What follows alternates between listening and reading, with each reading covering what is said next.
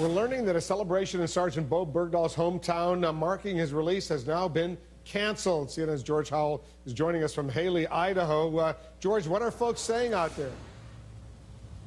Well, Wolf, it was to be called the Bo is Back event, and you could tell there was a lot of excitement about it. You've got ribbons and balloons on many of the streets here in Haley, Idaho. But now we know that the city has canceled that event, this city of some 8,000 people, basically saying this town is not big enough to deal with the number of people that could be coming to town given all of the national media attention on this case. Basically, they don't have the infrastructure to support it, and as a matter of public safety, they have canceled that event.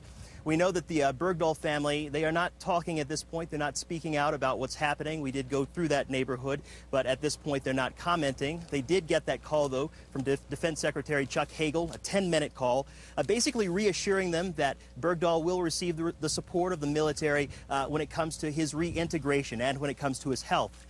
So they're not talking, Wolf, but, you know, the community is. And I want to read these headlines from the town newspaper. The first headline, it's an op-ed here. It says, bring our soldier home and let him heal. Another says, it's time to focus on a soldier's freedom. Those really are the headlines coming out of Haley, Idaho. This community staying out of the politics, just ready to welcome home a son, a hometown son. Is there anger that he's now being depicted by someone who deserted his own base? You know, people know about the questions that are out there. People know that there's a lot of animosity and that there are members of his platoon who are saying that he was a deserter. But, you know, they're staying away from that. They're simply focusing on the person that they know. And, Wolf, it's really very personal here.